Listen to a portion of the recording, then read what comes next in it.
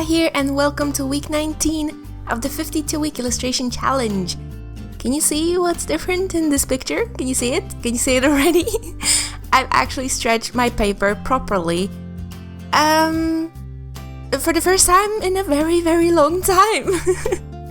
It's because I found this stapler, this special stapler for wood, and I hate using thumbtacks, and I do not own the special tape, but you know, the staples are perfect, and I absolutely love stretch paper.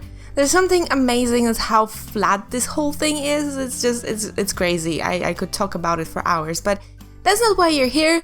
So let's talk a little bit about this painting. Besides the fact that I'm painting on stretched paper. So the theme for this week was adventure, and I've used this opportunity to reuse an older sketch of mine that I've painted, like I've drawn it for a commission. It was one of those possible sketches that my client could choose, and it was refused. And I really liked it as well. I mean, I love all my sketches that I produce, but, you know, I really loved it. I wanted to use it. I didn't have time. But it really fit this theme, you know, adventure. So I decided to, you know, reuse it, kind of revamp it. Okay, I think that's the word. Use a little bit of a different color scheme. Just basically play a little bit. And I don't know if you can see it here. I'm getting a lot of very dirty splotches on the side of my paper, and yeah, I've decided to paint wet in wet for the first layer of the painting, because, you know, just to get the basic colors down. And I figured, you know, why not? I just stretched my paper and I just started painting. Please tell me in the comments why this was not a good idea. It would probably be fine if this paper was 300 gram. It bothered me for a while why I got those splotches. I thought it was really something. At first I thought it was the board just dyeing my paper. But I've used this board before and it did not cause me the trouble. I really didn't know what was happening. I seriously didn't know. And I figured it after I finished the painting. I've kind of suspected it while I was painting, but I had to take off the painting to flip it around and see exactly what was happening on the other side. So I'm not exactly sure if that's because the paper was too wet or too thin or both or just everything at the same time. But what happened was that the paint I was using seeped under under the paper. And because the paper was still wet underneath, there was actually a layer of water. It mixed in that water and it seeped back in different places. So because I had spots of color in places on the paper where I didn't even touch, with the paintbrush. So that's what happened. It's not a big deal. I mean, it turned out pretty well. They were so delicate that, you know, I could cover most of them, and the rest created really nice texture. So it did not bother me at all. I was just really, really curious why that happened. Because, to be quite honest, I've never actually stretched a thin paper. This is the 185 gram paper. I mean, I've stretched it once before last week, but I let it dry completely and nothing bad happened. I've never painted wet on wet on a 185 gram paper. So, but, you know, I will keep it in mind for next time. I'll just let the paper dry. It's gonna be fine. This is just a personal piece anyway. So I'm building up layers of color, and I'm using watercolor again. I kind of put away the acrylic gouache for now because I do not get the effect that I would like. And with the 30-day sketchbook challenge, I just do not have time to practice. So I would also like to try it on wood, because I feel like the paper does not get the texture that I would like it to have, if you know what I mean. So I just came back to watercolor. It's really relaxing because watercolor is something comfortable for me to work with. So after, you know, a whole week of trying new things in the sketchbook, painting something that's actually comfortable is really nice. And so I'm building up layers. I've decided to I've decided to use only watercolor and to completely forgo, is that, I had this word in my head for some reason, to completely forgo I've used it again, I don't even know what it means. Basically, I'm not using anything else, no mixed media this time, just watercolor. The reason for that is that I really like the effect it gives. It gives this really soft effect. And just recently I'm into it. What can I say? Just something I like. And so I'm adding just flat washes of color. I didn't want to do any shading. Absolutely any shading. Because, I don't know, I feel like it's not entirely necessary for my idea to appear the way I want it to. I work more with patterns, with basically with lines. I will not shade grass. I will just, paint blades of grass on top of the surface. So I didn't feel the need to shade that much. Like besides, the characters here are really tiny, so it wasn't that necessary. And it was kind of like, it was really relaxing, very refreshing. And I absolutely love the whole process of it, even though I've started painting way too late again because of the sketchbook challenge. And I finished this painting at 6 in the morning. Yep, I was, 5:30 because I was in bed by 6 in the morning. So yeah, it was a pretty hard night. But I'm really, really happy with that, how this painting turned out. And as you can see, there is nothing that interesting, like nothing that's extraordinary. It's just me putting very, very flat layers of color, and I really wanted to use this very pastel feeling, but I still kept adding. I didn't feel very happy with how light the colors were.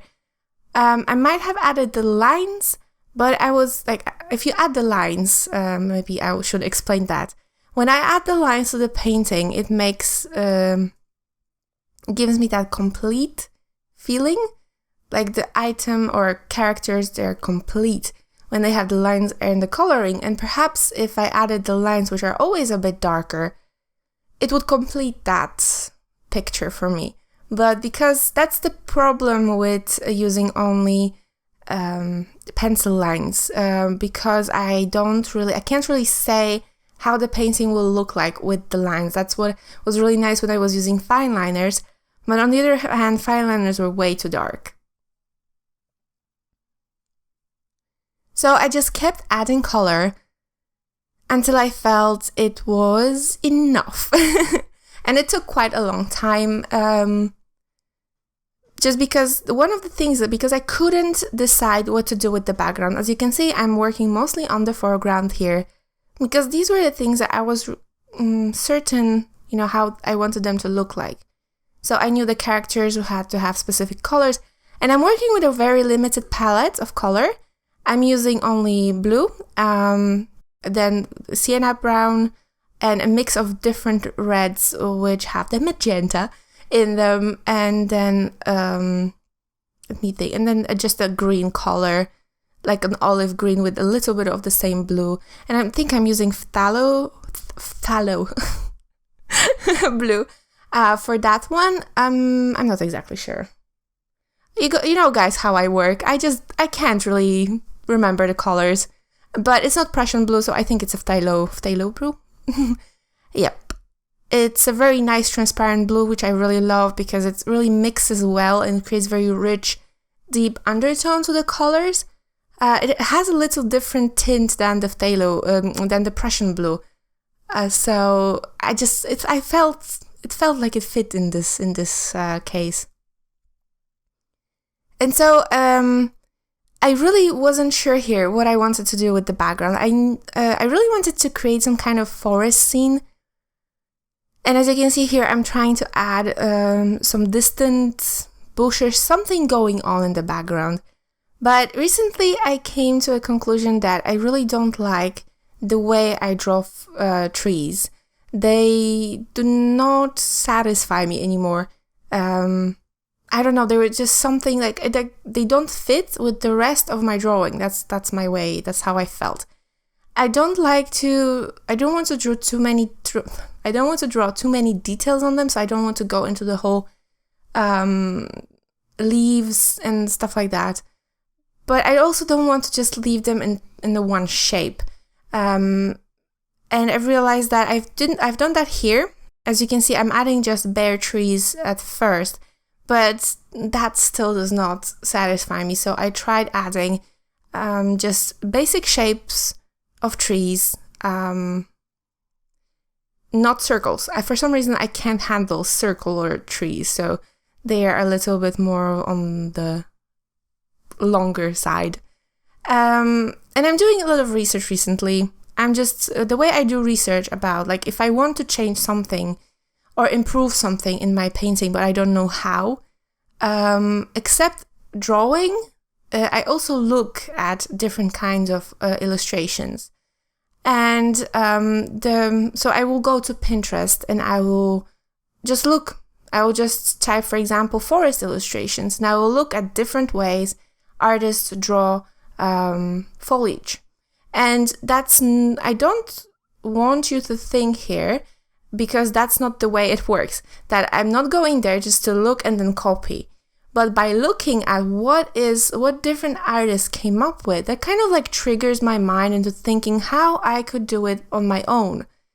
And it takes a while for me to have my own way of drawing certain things. But I will get there eventually. So for now, I just look at different things and see what I like, see what I don't like.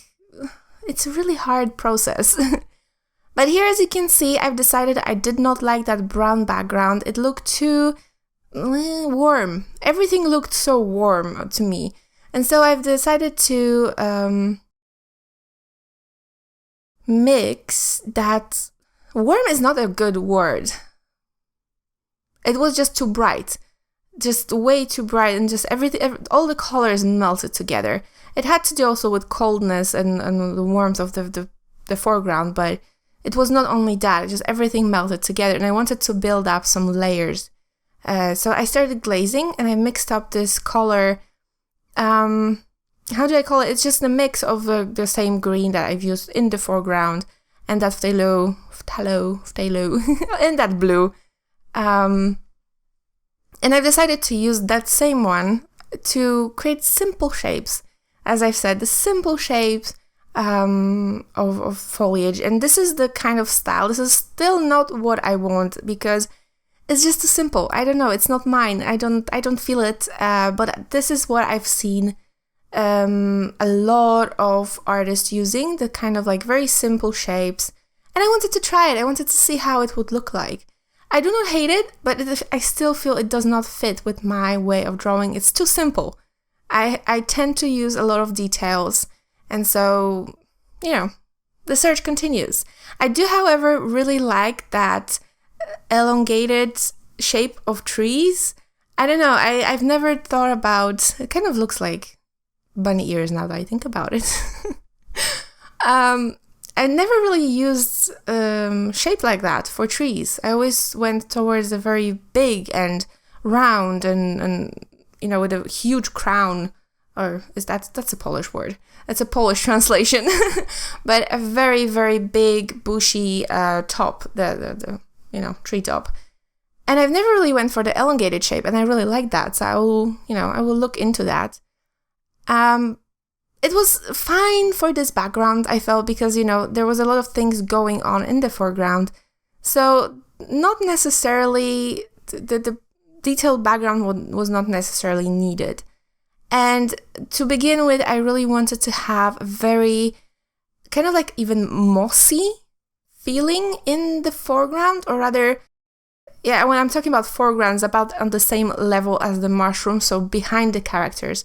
I wanted those fields to be very mossy. Originally, they were planned as a flower field, so they were supposed to be full of flowers, but I didn't want to use that. I wanted that very, very cool, mossy, rich feeling. Not rich, but like in a forest when you see the ground covered in moss, that kind of fresh feeling. I really wanted it. And so I knew that I wanted that. I just didn't know how I wanted to achieve that. So I fiddle with a lot of different things here, adding layers of colors. I wanted the mushrooms to stand out a little bit more, but I didn't want them, I wanted to still see the space between them. And so every time I've added a layer of color to the mushrooms, I've also, you can see me adding the same color to the girl's dress and the lotus flower, or the, water lily flower. For me, they're exactly the same thing. That's in the foreground, because I wanted all the colors to connect somehow. I've done that a lot before in the past. I've just had a very limited palette of colors, and I worked only with these colors. And I wanted to revisit that idea, that style of painting.